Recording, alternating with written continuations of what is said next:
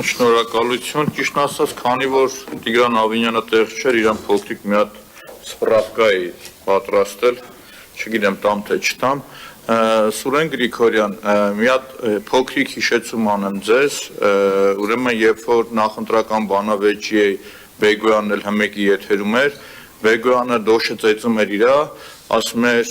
Հայկ Մարությանի ժամանակ ինչքան լավ բան եղել է, Հայկ Մարությանն ով էր, որ աներ, էդի ԿՊՆ արել։ Մի ուզում հասկանամ, որը լավն էր ԿՊՆ արել, որը վատն էր Հայկ Մարությանն էր արել, այս մի փոքր ռեպլիկ ձեր մտքերին։ Հիմի քաղաքի զարգացման հետ կապված իմ համար ցավ էր, որ օրինակ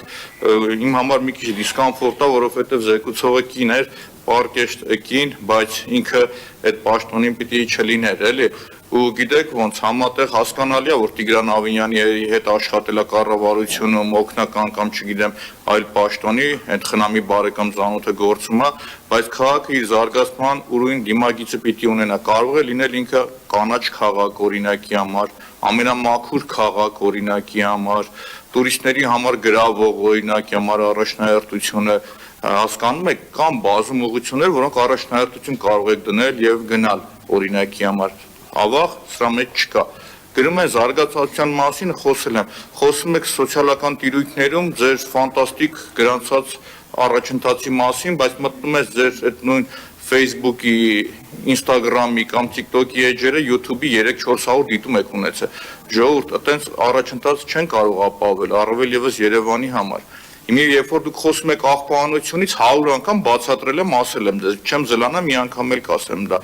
Դուք նախ եւ առաջ պետք է պլանավորեք, երբ որ աղբավայրը փակում եք, նորը բացում եք, աղբի վերամշակման գործարան։ Եթե չէ, ձեր ծախսած գումարն էլ անարդյունավետ է։ Քանի անգամ այդ նույն բանն ասեմ։ Ստեղ պետք է պետություն մասնավորատվածի համագործակցություն, որովհետեւ միգուցե մասնավորին հետաքրքիր չի այդ ներդրումների այդ հատվածը։ Մի պահ դուք ձեր վրա պետք է վերցնեք, բայց դուք դրանով հանրային բարիքի տեսքով մաքուր մթնոլորտը մատուցում եք քաղաքացուն։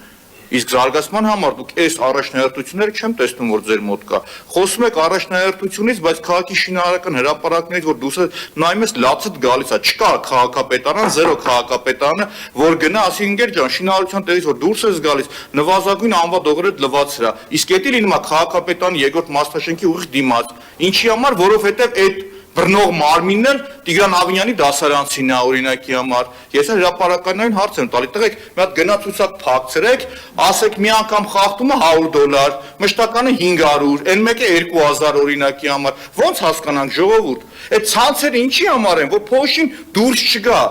Կալանավորված վարչության պետ ունեիք, ինքը ասում է եղել եմ Չինաստան գործուղման, զարմացած էի մնացել, որ մի հատ փոշի դուրս չէր գալիս։ Ասում է Երևանը ե՞բ է գալու ասնի դրան։ Կամ ասենք թե ML mining-ը վարչական վերաքննիչ դատարան որ գնում ես, ցեմենտ բետոնը հանում լսում է Երևանի գլխին։ Բա քաղաքապետարանն ուր է ժողովուրդ։ Թե ML mining-ն էլ է ԿՊԱ-շունչ վայրերի հետ մոտիկ։ Զարգացումը նորմալ, հետո նեղանում եք, ասում եք մեկ մտածում եք ինչ ասում ենք հակառակը, բացատրել ենք, ասել ենք, տարբերվեք, 50 անգամ ասել եմ, Երևան քաղաքի վիճակի է կանաչ բոնդեր թողարկելու, ասել եմ մեխանիզմը բացատրեմ, գնորդին է գտնեմ, բերեմ, առնենք մաքուր էլեկտրական ավտոբուսներ բերենք, հասկացել եք, միգուցե հասկացել եք։ Քայլ արել եք 0, հետևաբար կարող եմ ասել, որ ոչ մի բան չեք ուզում դուք, կամ չեք հասկանում, ոնց ուզում եք դուք մեկնաբանեք։ Իսկ զարգացման ծրագիրը ներկայացնելուց պետք է ասեք, մեր կատարողականն եղել է 80%, այսքան տոկոս։ Իսկ քաղաքի բյուջեի ընդհանուր պլանավորման ու արդյունքների այդ ֆանտաստիկ ձեր կարծիքով ֆանտաստիկ արդյունքների մասին կանդրադառնամ հաջորդիվ։ Շնորհակալություն։